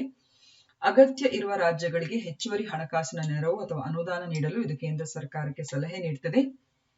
ರಾಜ್ಯ ಸರ್ಕಾರಗಳ ಆರ್ಥಿಕ ಸಂಪನ್ಮೂಲಗಳನ್ನು ಹೆಚ್ಚಿಸಲು ಮಾರ್ಗಗಳನ್ನು ಇದು ಸೂಚಿಸುತ್ತದೆ. ಇದರಿಂದ ಗ್ರಾಮಗಳು ಮತ್ತು ಪಟ್ಟಣಗಳನ್ನು ಉತ್ತಮವಾಗಿ ಇದು ಬೆಂಬಲಿಸುತ್ತದೆ. ರಾಜ್ಯಗಳಿಗೆ ಸಂಬಂಧಿಸಿದ ಯಾವುದೇ ಇತರ ಹಣಕಾಸಿನ ವಿಷಯಗಳ ಬಗ್ಗೆ ರಾಷ್ಟ್ರಪತಿಗಳಿಗೆ ಸಲಹೆ ಅಗತ್ಯ ಇದ್ದರೆ ಆಯೋಗವು ಸಲಹೆಯನ್ನು ಸಹ ನೀಡುತ್ತದೆ. ತನ್ನ ವರದಿಯನ್ನು ರಾಷ್ಟ್ರಪತಿಗಳಿಗೆ ಈ ಆಯೋಗವು ಸಲ್ಲಿಸುತ್ತದೆ ಮತ್ತು ರಾಷ್ಟ್ರಪತಿಗಳು ಸಂಸತ್ತಿನ ಉಭಯ ಸದನಗಳ ಮುಂದೆ ಆಯೋಗದ ಶಿಫಾರಸನ್ನು ಸಹ ಮಂಡಿಸುತ್ತಾರೆ. ಹಾಗೂ 281ನೇ ವಿಧಿ ಏನಿದೆ, ಇದು ಹಣಕಾಸು ಆಯೋಗದ ಶಿಫಾರಸುಗಳೊಂದಿಗೆ ವ್ಯವಹರಿಸುತ್ತದೆ. ಈ ಶಿಫಾರಸುಗಳು ಕೇವಲ ಸಲಹಾ ರೂಪದ್ದಾಗಿವೆ ಎಂಬುದನ್ನು ಇಲ್ಲಿ ನಾವು ಸ್ಪಷ್ಟಪಡಿಸಬೇಕು. ಆದರೆ ಶಿಫಾರಸುಗಳ ಮೇಲೆ ಸರ್ಕಾರ ಬದ್ಧವಾಗಿರಬೇಕಾಗಿಲ್ಲ. ರಾಜ್ಯಗಳಿಗೆ ಹಣ ನೀಡುವ ಕುರಿತು ಹಣಕಾಸು ಆಯೋಗದ ಶಿಫಾರಸುಗಳನ್ನು ಜಾರಿಗೊಳಿಸುವುದು ಕೇಂದ್ರ ಸರ್ಕಾರಕ್ಕೆ ಬಿಟ್ಟಿದ್ದು. 4ನೇ ಹಣಕಾಸು ಆಯೋಗದ ಅಧ್ಯಕ್ಷರಾಗಿ ಡಾಕ್ಟರ್ PV ರಾಜಮನ್ನಾರ್ ಅವರು, ಹಣಕಾಸು ಆಯೋಗವು ಅರೆ ನ್ಯಾಯಾಂಗ ಸಂಸ್ಥೆಯಾಗಿರುವುದರಿಂದ ಅದರ ಶಿಫಾರಸುಗಳನ್ನು ಭಾರತ ಸರ್ಕಾರವು ಬಹಳ ಬಲವಾದ ಕಾರಣಗಳಿಲ್ಲದೆ ಹೊರತು ತಿರಸ್ಕರಿಸಬಾರದು ಎಂದು ಗಮನಿಸಿದರು. KC ನಿಯೋಜಿ ಇವರು ಮೊದಲು ಹಣಕಾಸು ಆಯೋಗದ ಅಧ್ಯಕ್ಷರಾಗಿದ್ದರು. ಇದನ್ನು 1951ನಲ್ಲಿ ಈ ಆಯೋಗವನ್ನು ನೇಮಿಸಲಾಯಿತು. 15ನೇ ಹಣಕಾಸು ಆಯೋಗದ ಅಧ್ಯಕ್ಷ NK ಸಿಂಗ್, ಇದನ್ನು 2017ರಲ್ಲಿ ಈ ಆಯೋಗವನ್ನು ನೇಮಿಸಲಾಯಿತು ಹಾಗೂ ಇದು 2020-26ರ ಅವಧಿಗೆ ತನ್ನ ಶಿಫಾರಸುಗಳನ್ನು ಮಾಡಿದೆ. ಈಗ ಯಾಕೆ ಈ ಒಂದು ವಿಷಯ ಸುದ್ದಿಯಲ್ಲಿದೆ ಅಂದ್ರೆ, ನೀತಿ ಆಯೋಗದ ಮಾಜಿ ಉಪಾಧ್ಯಕ್ಷರಾದ ಅರವಿಂದ್ ಪನಗಾರಿಯಾ ಅವರನ್ನು 16ನೇ ಹಣಕಾಸು ಆಯೋಗದ ಅಧ್ಯಕ್ಷರನ್ನಾಗಿ ನೇಮಿಸಲಾಗಿದೆ. ಇದು ಏಪ್ರಿಲ್ 2020ರಿಂದ ಪ್ರಾರಂಭವಾಗುವ 5 ವರ್ಷಗಳ ಅವಧಿಗೆ, ಅಂದ್ರೆ 2026 to 2030 ಕೇಂದ್ರ ಮತ್ತು ರಾಜ್ಯಗಳ ನಡುವಿನ ತೆರಿಗೆ ಆದಾಯ ಹಂಚಿಕೆ ಸೂತ್ರವನ್ನು ಶಿಫಾರಸು ಮಾಡುತ್ತದೆ. ತನ್ನ ಶಿಫಾರಸುಗಳನ್ನು ಸಲ್ಲಿಸಲು ಈ ಆಯೋಗಕ್ಕೆ ಅಕ್ಟೋಬರ್ 2025 ಕೊನೆಯ ದಿನಾಂಕವಾಗಿದೆ. ರಿತ್ವಿಕ್ ರಂಜನ್ ಪಾಂಡೆ ಅವರು ಆಯೋಗದ ಕಾರ್ಯದರ್ಶಿಯಾಗಿ ಅವರನ್ನು ನೇಮಿಸಲಾಗಿದೆ.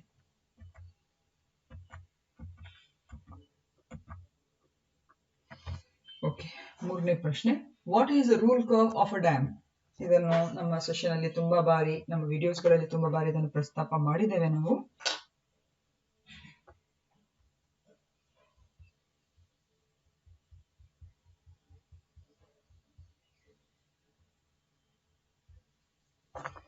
ಓಕೆ, ಇದಕ್ಕೆ ಸರಿ ಉತ್ತರ option C. It specifies the storage or empty space to be maintained in a dam during different times of the year. So rule curve ಎಂಬುದು ವರ್ಷದ ವಿವಿಧ ಸಮಯಗಳಲ್ಲಿ ಜಲಾಶಯದಲ್ಲಿ ನಿರ್ವಹಿಸಬೇಕಾದ ಸಂಗ್ರಹಣೆ ಅಥವಾ ಖಾಲಿ ಜಾಗವನ್ನು ನಿರ್ದಿಷ್ಟಪಡಿಸುತ್ತದೆ. ಇದು ಜಲಾಶಯದಲ್ಲಿನ ಏರಿಳಿತದ ಶೇಖರಣಾ ಮಟ್ಟವನ್ನು ಸಹ ನಿರ್ಧರಿಸುತ್ತದೆ. ಅಣೆಕಟ್ಟಿನ ಗೇಟ್ ತೆರೆಯುವ ವೇಳಾಪಟ್ಟಿ ಈ ರೂಲ್ ಕರ್ವ್ ಅನ್ನು ಆಧರಿಸಿದೆ. ಇದು ಅಣೆಕಟ್ಟಿನಲ್ಲಿರುವಂತಹ ಒಂದು ಸೇಫ್ಟಿ ಮೆಕ್ಯಾನಿಸಮ್ ಅಂತ ಕೂಡ ಹೇಳ್ಬೋದು. ಓಕೆ, ಸೊ ಮುಲ್ಲಾ ಪೆರಿಯಾರ್ ಅಣೆಕಟ್ಟು ಅಂತ ಹೇಳಿದ್ರೆ, ಇದು ಕೇರಳದ ಇಡುಕ್ಕಿ ಜಿಲ್ಲೆಯಲ್ಲಿ ಮುಲ್ಲಯಾರ್ ಮತ್ತು ಪೆರಿಯಾರ್ ನದಿಗಳ ಸಂಗಮದಲ್ಲಿರುವಂತಹ ಒಂದು ಡ್ಯಾಮ್. ಇದು ಇಲ್ಲಿ ಇದರ ಇದು ಅಡಿಪಾಯದಿಂದ 176 ಅಡಿ ಎತ್ತರವನ್ನು ಹೊಂದಿದ್ದು ಹಾಗೂ ಇದನ್ನು 1885-1897 ಅವಧಿಯಲ್ಲಿ ನಿರ್ಮಿಸಿದ್ರಿಂದ ಇದರ ಎತ್ತರ ಏನಾಗಿದೆ, ಸ್ವಲ್ಪ ಕುಸಿದಿದೆ.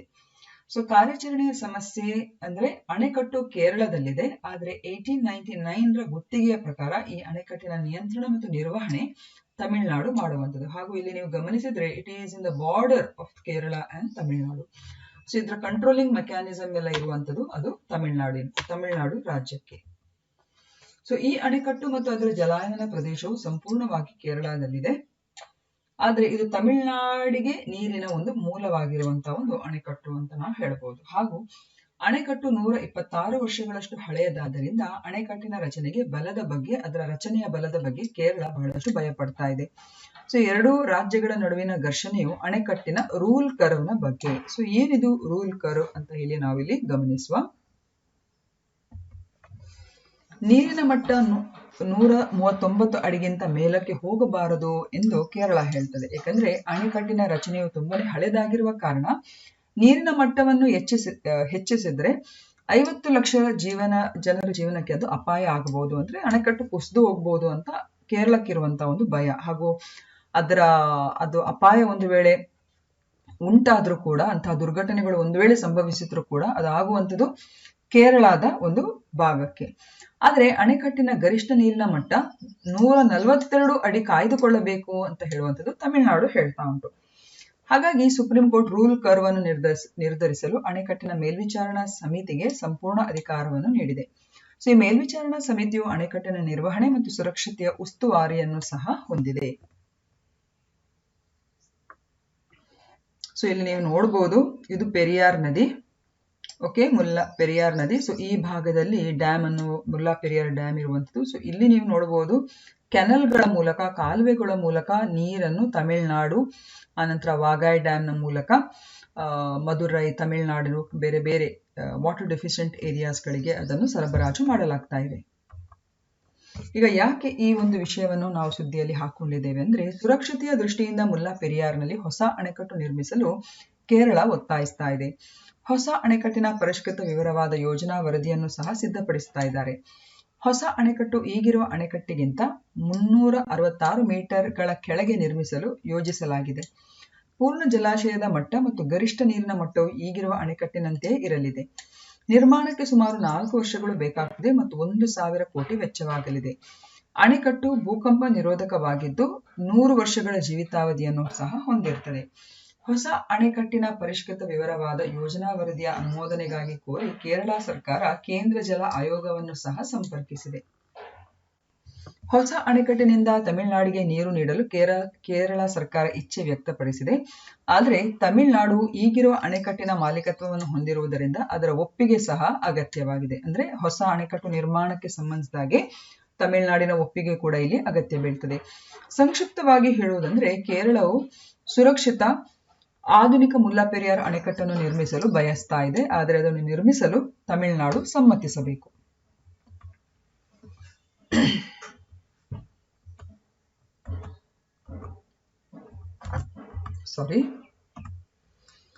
Rani Velu Nachiyar belongs to which of the present states of India?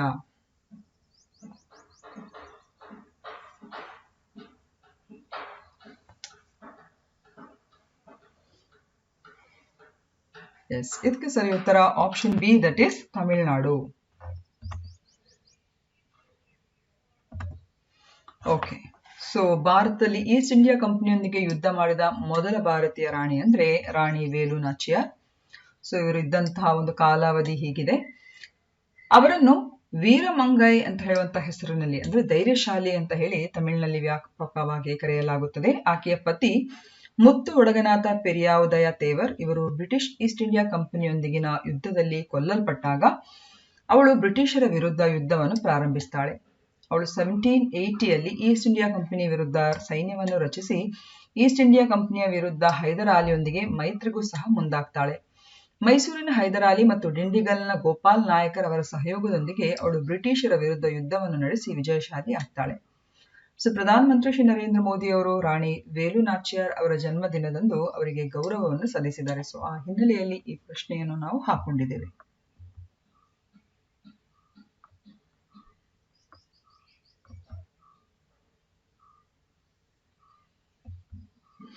ಐದನೇ ಪ್ರಶ್ನೆ, which instrument on Aditya L1 is designed to observe the sun's outermost layer?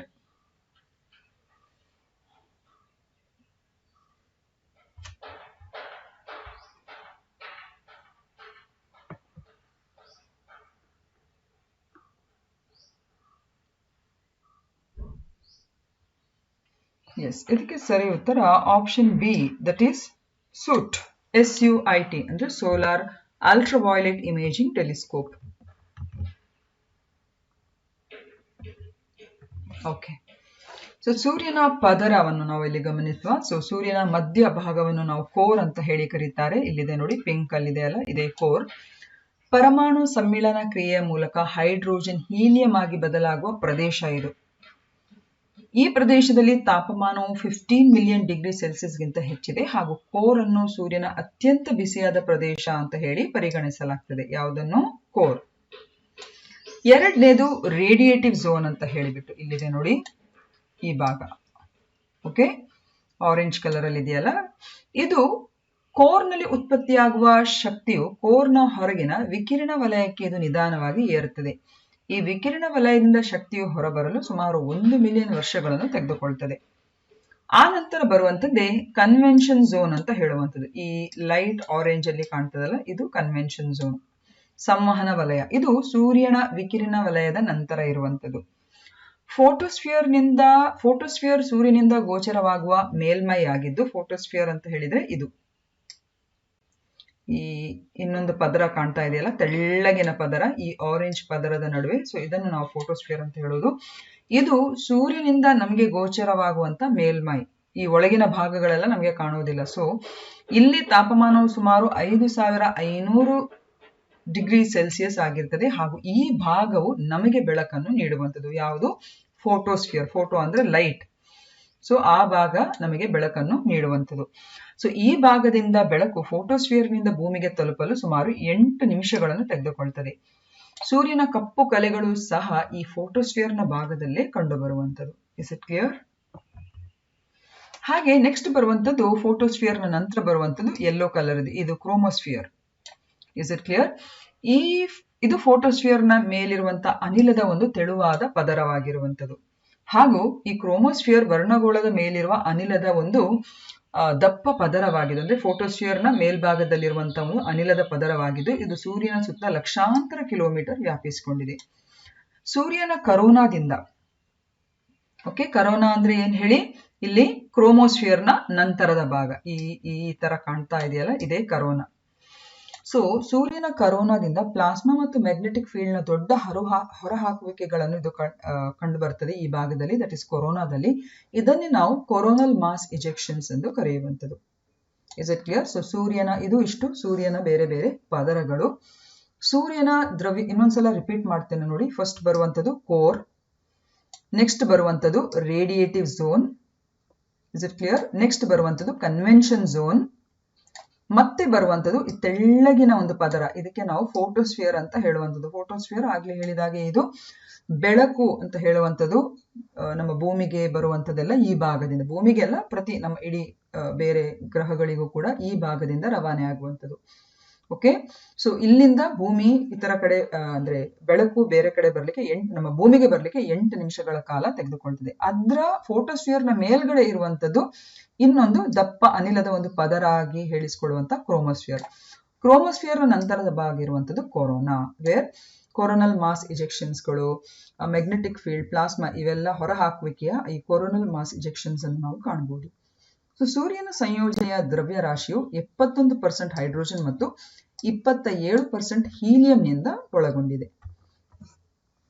ಹಾಗೆ ಸೂರ್ಯನು ತನ್ನ ಅಕ್ಷದ ಸುತ್ತ ಪಶ್ಚಿಮದಿಂದ ಪೂರ್ವಕ್ಕೆ ತಿರುಗ್ತಾನೆ. ಹಾಗೂ ಸೂರ್ಯ ಘನವಸ್ತು ಅಲ್ಲ, ಅದೊಂದು ಅನಿಲದ ದೊಡ್ಡ ಉಂಡೆ ಅಂತ ನಾವು ಹೇಳ್ಬೋದು. ಹಾಗೂ ಸೂರ್ಯನ ಬೇರೆ ಬೇರೆ ಅಕ್ಷಾಂಶಗಳಲ್ಲಿ ಬೇರೆ ಬೇರೆ ಅಂದ್ರೆ ಅದರ ವೇಗ ಬೇರೆ ಬೇರೆ ರೀತಿಯಲ್ಲಿ ಅದು ತಿರುಗ್ತದೆ. ಸೂರ್ಯನ ಸಮಭಾಜಕ ವೃತ್ತದ ಬಳಿ ತನ್ನ ಸುತ್ತ ತಾನು ತಿರುಗಲು 25 ದಿನಗಳನ್ನು ಅವನು ತೆಗೆದುಕೊಳ್ತಾನೆ. ಅದೇ ಸೂರ್ಯ ತನ್ನ ಸುತ್ತ ತಾನು ತಿರುಗಲು ಉತ್ತರ ಮತ್ತು ದಕ್ಷಿಣ ಧ್ರುವಗಳ ಬಳಿ ಸುಮಾರು 35 ದಿನಗಳನ್ನು ತೆಗೆದುಕೊಳ್ತದೆ. So it is not uniform ಅಂತ ಇಲ್ಲಿ ನೀವು ಗಮನಿಸಬೇಕಾಗುತ್ತೆ. ಇಕ್ವೇಟರ್ ಹತ್ರ ಸ್ವಲ್ಪ ಫಾಸ್ಟ್ ಇದೆ, ಬಟ್ ಪೋಲ್ಸ್ ಹತ್ರ, ಸೂರ್ಯನ ಈ ಧ್ರುವಗಳ ಹತ್ರ ಅದರ ಚಲನೆ ಅಂದ್ರೆ ತನ್ನ ಸುತ್ತ ರೊಟೇಷನ್ ನ ಅವಧಿ ಸ್ವಲ್ಪ ಜಾಸ್ತಿ ಇದೆ. ಈಗ ಆದಿತ್ಯ L1 ಇದು ಸೂರ್ಯನ ಬಗ್ಗೆ ಇರುವಂತಹ ಒಂದು ಭಾರತೀಯ ಬಾಹ್ಯಾಕಾಶ ಸಂಶೋಧನಾ ಸಂಸ್ಥೆಯ ಒಂದು ಮೊದಲ ಸೌರ ಮಿಷನ್ಗೆ ಎಂಬ ಗೌರವಕ್ಕೆ ಅದು ಪಾತ್ರ ಆಗಿದೆ.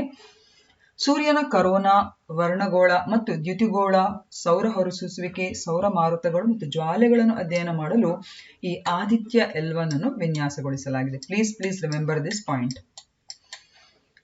ಆದಿತ್ಯ L1 ಸೂರ್ಯನನ್ನು ಲ್ಯಾಂಗ್ರೇಜಿಯನ್ ಪಾಯಿಂಟ್ 1 ಅಥವಾ L1 ನಿಂದ ಅಧ್ಯಯನ ಮಾಡುತ್ತದೆ. ಹಾಗೂ ಲ್ಯಾಂಗ್ರೇಜಿಯನ್ ಪಾಯಿಂಟ್ 1 ಭೂಮಿಯಿಂದ ಸರಿಸುಮಾರು 15 ಲಕ್ಷ ಕಿಲೋಮೀಟರ್ ದೂರದಲ್ಲಿದೆ. ಆದಿತ್ಯ L1 ಭೂಮಿಯಿಂದ ಸರಿಸುಮಾರು 15 ಲಕ್ಷ ಕಿಲೋಮೀಟರ್ ದೂರದಲ್ಲಿ ಉಳಿದು ಸೂರ್ಯನ ಹೊರಗಿನ ವಾತಾವರಣವನ್ನು ಅಧ್ಯಯನ ಮಾಡ್ತದೆ.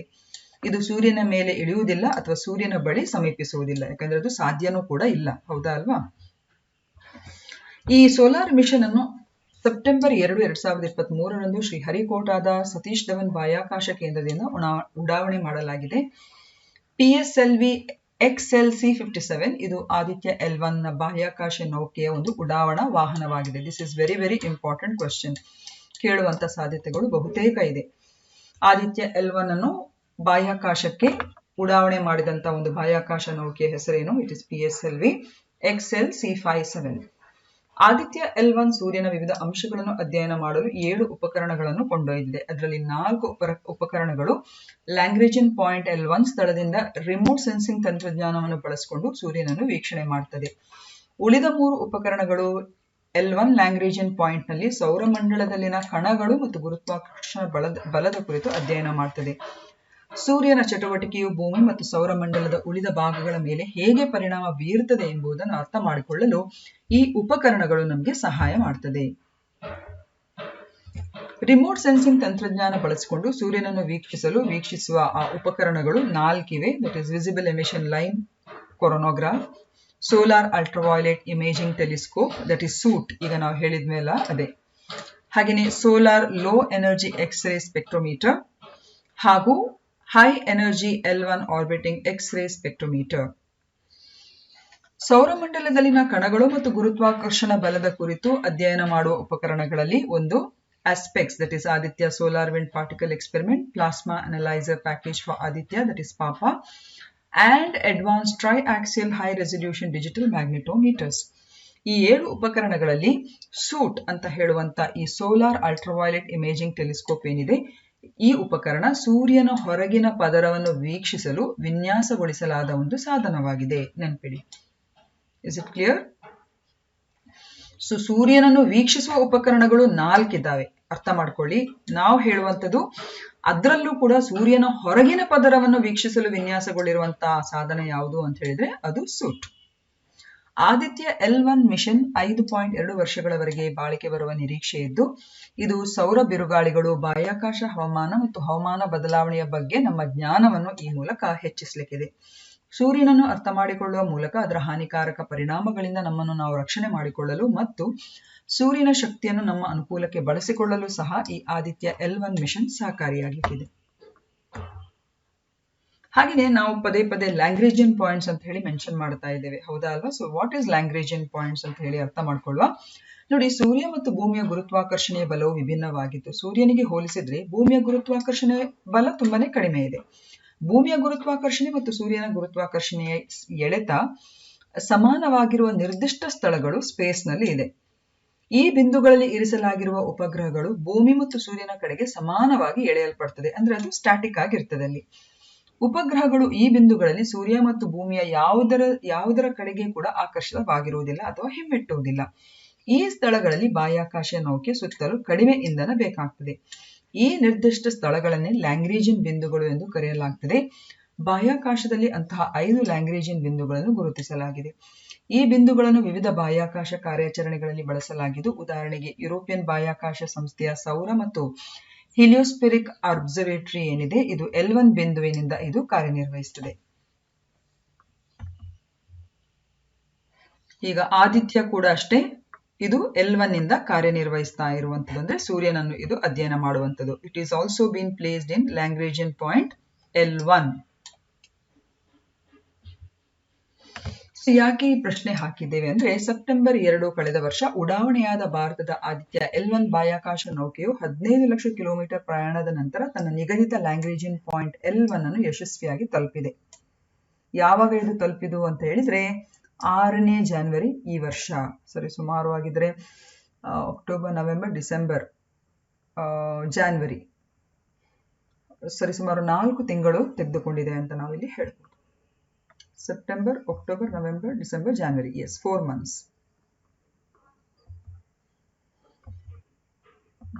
ಸೊ ಸೂರ್ಯನ ಈ ಪದರಗಳ ಬಗ್ಗೆ ತುಂಬಾನೇ ನೀಟಾಗಿ ಇಲ್ಲಿ ಎಕ್ಸ್ಪ್ಲನೇಷನ್ ಕೊಡಲಾಗಿದೆ. ಸೊ ಇಟ್ಸ್ ವೆರಿ ಇನ್ಫಾರ್ಮೇಟಿವ್ ಅಂತ ಇಲ್ಲಿ ಹೇಳ್ಬೋದು. 6ನೇ ಪ್ರಶ್ನೆ, what are the names of the 2 main instruments carried by the XPOSat satellite for studying X-rays from the celestial objects?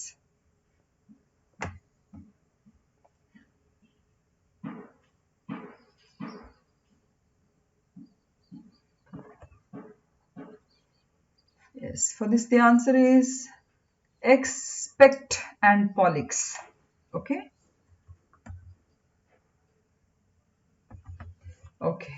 So ಜನವರಿ 1, 2024 ಭಾರತದ ಬಾಹ್ಯಾಕಾಶ ಸಂಶೋಧನಾ ಸಂಸ್ಥೆ ಭಾರತದ ಶ್ರೀಹರಿಕೋಟಾದಿಂದ PSLV C-58 ಅನ್ನು ಉಡಾವಣೆ ಮಾಡಿದೆ. ಇದು ಎಕ್ಸ್ರೇ ಪೊಲಾರಿಮೀಟರ್ ಉಪಗ್ರಹವನ್ನು ಯಶಸ್ವಿಯಾಗಿ ಉಡಾವಣೆ ಮಾಡಿದೆ. ಎಕ್ಸ್ಪೋ ಸ್ಯಾಟ್ ಅಂತ ಹೇಳಿದ್ರೆ ಎಕ್ಸ್ರೇ ಪೊಲಾರಿಮೀಟರ್ ಸ್ಯಾಟಲೈಟ್. ಯಾವ ಉಡಾವಣಾ ವೆಹಿಕಲ್ ಇಂದ ಲಾಂಚ್ ಮಾಡಿದ್ದಾರೆ? PSLV C-58. ಈ ಉಪಗ್ರಹ ಬಾಹ್ಯಾಕಾಶದಿಂದ ಎಕ್ಸ್ರೇಗಳನ್ನು ಅಧ್ಯಯನ ಮಾಡಲು ವಿನ್ಯಾಸಗೊಳಿಸಿದ ಇಸ್ರೋದ ಒಂದು ಮೊದಲ ಉಪಗ್ರಹವಾಗಿದೆ. This is also very very important. ಹಾಗೂ ಇದು ಪೋಲಾರ್ ಸ್ಯಾಟಲೈಟ್ ಲಾಂಚ್ ವೆಹಿಕಲ್ ನ 60ನೇ ಹಾರಾಟವಾಗಿರುವಂತದ್ದು. ಉಪಗ್ರಹವು 2 ಪ್ರಮುಖ ಸಾಧನಗಳನ್ನು ಒಳಗೊಂಡಿದೆ. ಒಂದು ಪಾಲಿಕ್ಸ್ ಎಕ್ಸ್ರೇ ಪೊಲಾರಿಮೀಟರ್ ಉಪಕರಣ ಮತ್ತು ಇನ್ನೊಂದು XSPECT X-ray spectroscopy and timing.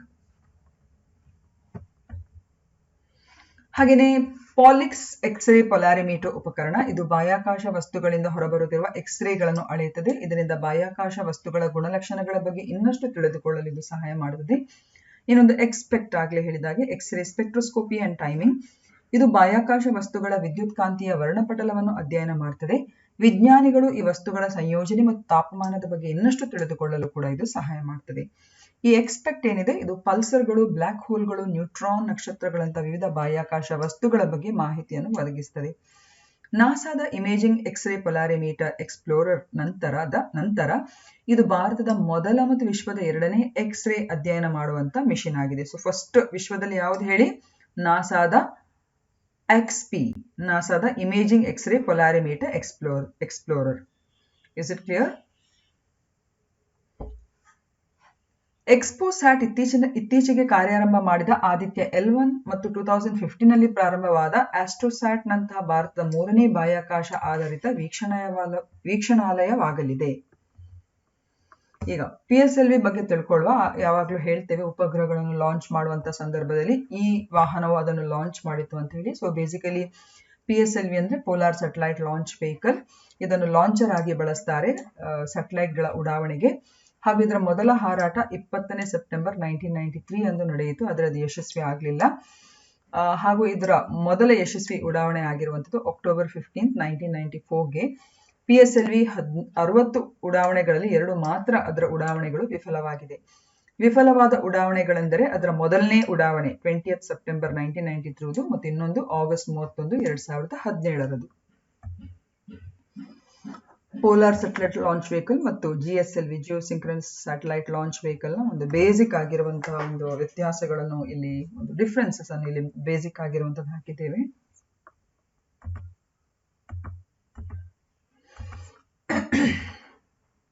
ಏಳನೇ ಪ್ರಶ್ನೆ. Why did the Supreme Court rule against the Gujarat government's decision to grant remission to the convicts in Bilkis Banu's case on 8/1/2024?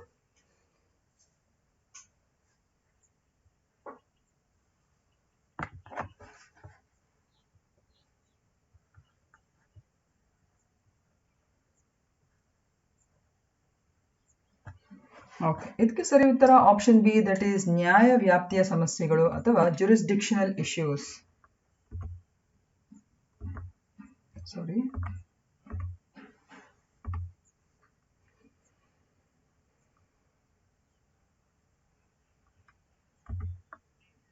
Okay, first ಈ ಪ್ರಕರಣವನ್ನು ಗಮನಿಸುವ. 2002ರಲ್ಲಿ ಗುಜರಾತ್ ಗಲಭೆಯ ಸಮಯದಲ್ಲಿ ಬಿಲ್ಕಿಸ್ ಬಾನೋ 21 ವರ್ಷದ ವಯಸ್ಸಿನವರಾಗಿದ್ರು ಮತ್ತು 5 ತಿಂಗಳ ಗರ್ಭಿಣಿಯರಾಗಿದ್ರು. ಆಕೆಯ ಮೇಲೆ ಗುಂಪೊಂದು ಸಾಮೂಹಿಕ ಅತ್ಯಾಚಾರ ನಡೆಸಿತು. ಆಕೆಯ 3 ವರ್ಷದ ಮಗಳು ಸೇರಿದಂತೆ ಆಕೆಯ ಕುಟುಂಬದ 7 ಮಂದಿಯನ್ನು ಕೊಲೆ ಮಾಡಲಾಯಿತು. ಸ್ಥಳೀಯ ಪೊಲೀಸರು ನ್ಯಾಯಕ್ಕಾಗಿ ಆಕೆಯ ಮನವಿಯನ್ನು ಆರಂಭದಲ್ಲಿ ನಿರ್ಲಕ್ಷಿಸಿದರು. ಆದರೆ ಆಕೆಯ ಪ್ರಕರಣವನ್ನು ರಾಷ್ಟ್ರೀಯ ಮಾನವ ಹಕ್ಕುಗಳ ಆಯೋಗ ಮತ್ತು ಸುಪ್ರೀಂ ಕೋರ್ಟ್ ಕೈಗೆತ್ತಿಕೊಂಡಿತು. CBI ತನಿಖೆಗೆ ಸಹ ಒಪ್ಪಿಸಿದವು. ನಿರಂತರ ಕೊಲೆ ಬೆದರಿಕೆಗಳ ಕಾರಣ ವಿಚಾರಣೆಯನ್ನು ಗುಜರಾತ್ನಿಂದ ಮುಂಬೈಗೆ ಸ್ಥಳಾಂತರಿಸಲಾಯಿತು. ಅಲ್ಲಿ ಈ ಜನರ ವಿರುದ್ಧ ಆರೋಪಗಳನ್ನು ದಾಖಲಿಸಲಾಯಿತು. ವಿಚಾರಣೆ ನಂತರ ಜನವರಿ 2008ರಲ್ಲಿ ಮುಂಬೈನ ವಿಶೇಷ CBI ನ್ಯಾಯಾಲಯವು 11 ಆರೋಪಿಗಳಿಗೆ ಜೀವಾವಧಿ ಶಿಕ್ಷೆಯನ್ನು ವಿಧಿಸಿತು. 2022ರಲ್ಲಿ ರಾಧೇಶ್ಯಾಮ್ ಶಾ ಎಂಬ ಅಪರಾಧಿಗಳಲ್ಲಿ ಒಬ್ಬರು ತಮ್ಮ ಜೀವಿತಾವಧಿಯ 15 ವರ್ಷ ಮತ್ತು 4 ತಿಂಗಳುಗಳನ್ನು ಪೂರ್ಣಗೊಳಿಸಿದ ನಂತರ ಶೀಘ್ರ ಬಿಡುಗಡೆಗಾಗಿ ಸುಪ್ರೀಂ ಕೋರ್ಟ್ಗೆ ಮನವಿಯನ್ನು ಮಾಡಿದರು. ಮೇ 2022ರಲ್ಲಿ ಸುಪ್ರೀಂ ಕೋರ್ಟ್ ಈ ಪ್ರಕರಣವನ್ನು ಗುಜರಾತ್ ಸರ್ಕಾರಕ್ಕೆ ವರ್ಗಾಯಿಸಿತು. ಗುಜರಾತ್ ರಾಜ್ಯದ 1992ರ ಉಪಶಮನ ನೀತಿಯ ಪ್ರಕಾರ ಅವಧಿಪೂರ್ವ ಬಿಡುಗಡೆಗಾಗಿ ಶಾ ಅವರ ಅರ್ಜಿಯನ್ನು ಪರಿಗಣಿಸಲು ಗುಜರಾತ್ ಸರ್ಕಾರಕ್ಕೆ ನಿರ್ದೇಶನ ನೀಡಿತು. ಆಗಸ್ಟ್ 15, 2022ರಂದು ಗುಜರಾತ್ ಸರ್ಕಾರವು ತನ್ನ ಉಪಶಮನ ನೀತಿಯ ಅಡಿಯಲ್ಲಿ ಸಾಮೂಹಿಕ ಅತ್ಯಾಚಾರ ಪ್ರಕರಣಗಳಲ್ಲಿ ಈ ಎಲ್ಲ 11 ಅಪರಾಧಿಗಳನ್ನು ಸಹ ಬಿಡುಗಡೆ ಮಾಡಿತು. ಆದಾಗ್ಯೂ ಈ ನಿರ್ಧಾರವು ದೊಡ್ಡ ಸಾರ್ವಜನಿಕ ಆಕ್ರೋಶಕ್ಕೆ ಕಾರಣ ಆಯಿತು. 2022ರಲ್ಲಿ ಬಿಲ್ಕಿಸ್ ಬಾನು ಅವರು 11 ಸಾಮೂಹಿಕ ಅತ್ಯಾಚಾರ ಅಪರಾಧಿಗಳನ್ನು ಬಿಡುಗಡೆ ಮಾಡಲು ಆದೇಶಿಸಿದ ಗುಜರಾತ್ ಸರ್ಕಾರದ ನಿರ್ಧಾರವನ್ನು ಪರಿಶೀಲಿಸಲು ಸುಪ್ರೀಂ ಕೋರ್ಟ್ನಲ್ಲಿ ಮೇಲ್ಮನವಿಯನ್ನು ಹಾಗಾಗಿ ಸಲ್ಲಿಸುತ್ತಾರೆ. ಈಗ ಯಾಕೆ ಸುದ್ದಿಯಲ್ಲಿದೆ ಅಂತ ಹೇಳಿದ್ರೆ, 8ನೇ ಜನವರಿ 2024ರಂದು ಸುಪ್ರೀಂ ಕೋರ್ಟ್ ಬಿಲ್ಕಿಸ್ ಬಾನು ಸಾಮೂಹಿಕ ಅತ್ಯಾಚಾರ ಮತ್ತು ಕೊಲೆ ಪ್ರಕರಣಗಳಲ್ಲಿ ಏನು 11 ಅಪರಾಧಿಗಳಿಗೆ ವಿನಾಯಿತಿ ನೀಡುವ ಗುಜರಾತ್ ಸರ್ಕಾರದ ನಿರ್ಧಾರವನ್ನು ಅದು ರದ್ದುಗೊಳಿಸಿದೆ. ಮಹಾರಾಷ್ಟ್ರದಲ್ಲಿ ವಿಚಾರಣೆ ನಡೆದಿರುವುದರಿಂದ ಗುಜರಾತ್ ಸರ್ಕಾರಕ್ಕೆ ಈ ನಿರ್ಧಾರ ಕೈಗೊಳ್ಳುವ ಅಧಿಕಾರ ಇಲ್ಲ ಅಂತ ಹೇಳಿ ಕೋರ್ಟ್ ತೀರ್ಪು ನೀಡಿದೆ. ಅಪರಾಧಿಗಳು ಈಗ ತಮ್ಮ ಶಿಕ್ಷೆಯ ವಿನಾಯಿತಿಗಾಗಿ ಮಹಾರಾಷ್ಟ್ರ ಸರ್ಕಾರವನ್ನು ಸಂಪರ್ಕಿಸಬಹುದು. ನ್ಯಾಯಾಲಯದ ತೀರ್ಪು ಅಪರಾಧಿಗಳ ಬಿಡುಗಡೆಯನ್ನು ರದ್ದುಗೊಳಿಸುತ್ತದೆ ಮತ್ತು 2 ವಾರಗಳಲ್ಲಿ ಶರಣಾಗುವಂತೆ ನಿರ್ದೇಶಿಸುತ್ತದೆ. ಮೇ 13, 2022ರ ಸುಪ್ರೀಂ ಕೋರ್ಟ್ನ ಆದೇಶವನ್ನು ವಂಚನೆ ಮತ್ತು ಮರೆಮಾಚುವ ಮೂಲಕ ಪಡೆಯಲಾಗಿದೆ ಎಂದು ಸುಪ್ರೀಂ ಕೋರ್ಟ್ ತನ್ನ ಆದೇಶದ ಬಗ್ಗೆ ಹೇಳಿದೆ. ಈ ನಿಟ್ಟಿನಲ್ಲಿ ಈ ವಿಷಯವನ್ನು ನಿಮ್ಮ ಮುಂದೆ ಇಟ್ಟಿದ್ದೇವೆ. ಈಗ ಕ್ಷಮೆಯ ಅಧಿಕಾರಗಳು ಅಂದ್ರೆ ಏನು? ಸಂವಿಧಾನದ 72 ಮತ್ತು 161ನೇ ವಿಧಿಯು ರಾಷ್ಟ್ರಪತಿ ಮತ್ತು ರಾಜ್ಯಪಾಲರಿಗೆ ಅಪರಾಧಿಯನ್ನು ಕ್ಷಮಾದಾನ, ವಿಮೋಚನೆ, ಬಿಡುವು ಅಥವಾ ಶಿಕ್ಷೆ ಹಿಂಪಡೆಯುವ ಅಧಿಕಾರವನ್ನು ಅವರಿಗೆ ನೀಡುತ್ತದೆ. ಕ್ಷಮೆಯ ಕಾರ್ಯವಿಧಾನಗಳು ಹೇಗಿರ್ತದೆ? ಕ್ರಿಮಿನಲ್ ಪ್ರಕ್ರಿಯಾ ಸಂಹಿತೆಯ ಸೆಕ್ಷನ್ 142 ರಾಜ್ಯ ಸರ್ಕಾರಗಳು ಅಪರಾಧಿಯ ಶಿಕ್ಷೆಯನ್ನು ಹಿಂಪಡೆಯಲು ಅದು ಅನುಮತಿಸುತ್ತದೆ. ಆದರೆ ಕ್ರಿಮಿನಲ್ ಪ್ರೊಸೀಜರ್ ಕೋಡ್ನ ಸೆಕ್ಷನ್ 433A ಪ್ರಕಾರ ಒಬ್ಬ ವ್ಯಕ್ತಿಯನ್ನು ಜೀವಾವಧಿ ಶಿಕ್ಷೆಗೆ ಗುರಿಪಡಿಸಿದರೆ 14 ವರ್ಷಗಳ ಅವನ ಜೈಲು ವಾಸದ ನಂತರ ಮಾತ್ರ ಅವನ ಶಿಕ್ಷೆಯ ಉಪಶಮನಕ್ಕೆ ಅವರ ಮನವಿಯನ್ನು ಪರಿಗಣಿಸಬಹುದು ಅಂತ ಕೂಡ ಇದೆ.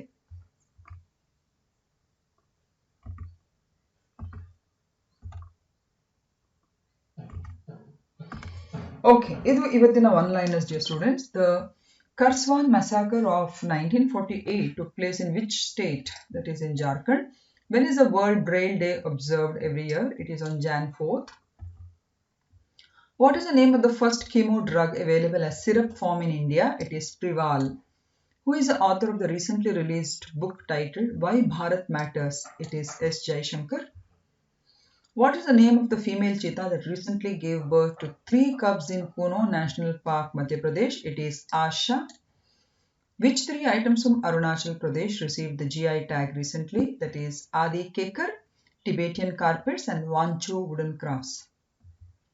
Which motivational speaker and NGO founder was appointed as a brand ambassador for the government's Vikasit Bharat Abhiyan initiative? It is Amitabh Shah. On the bank of which river the West Bengal government plans to develop a tea park? It is on the banks of Hooghly. Shirshendu Mukhyopadhyaya, who recently won the 2023 Kuvempu Rashtriya Puraskar, is a prolific writer in which language? It is Bengali. Sukanta Majumdar, who is one of the recipients of the Sansad Ratna Awards, belong to which political party? It is BJP. The Udanti Sitanadi Tiger Reserve is located in which state? It is Chhattisgarh.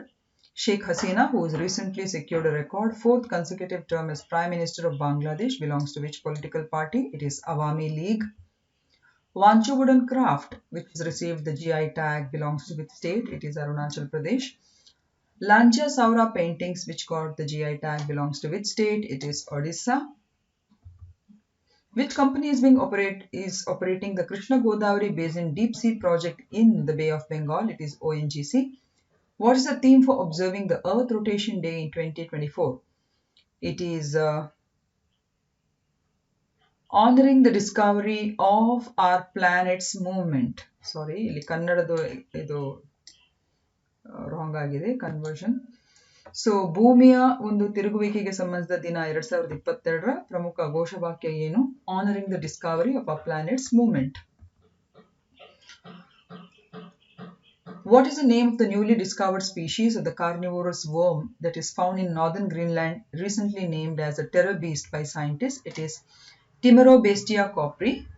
Which region is associated with the tropical cyclone Alvaro that has been recently in news? It is Madagascar. Recently, which protected area was making news as an endangered hog deer was spotted here for the first time? It is Rajaji Tiger Reserve in Uttarakhand.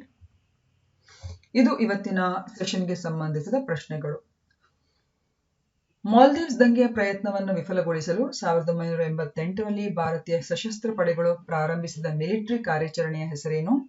Maldives ಮತ್ತು ಮಿನಿಕಾಯ್ ದ್ವೀಪಗಳ ನಡುವೆ ಇರುವಂತಹ channel ಯಾವುದು? 16ನೇ ಹಣಕಾಸು ಆಯೋಗದ ಅಧ್ಯಕ್ಷರಾಗಿ ಯಾರು ನೇಮಕಗೊಂಡಿದ್ದಾರೆ? ರಾಣಿ ವೇಲು ನಾಚಿಯರ್ ಅವರ ಧೈರ್ಯದ ಕಾರ್ಯಗಳಿಂದಾಗಿ ಅವರಿಗೆ ಯಾವ ಬಿರುದನ್ನು ನೀಡಲಾಗಿದೆ?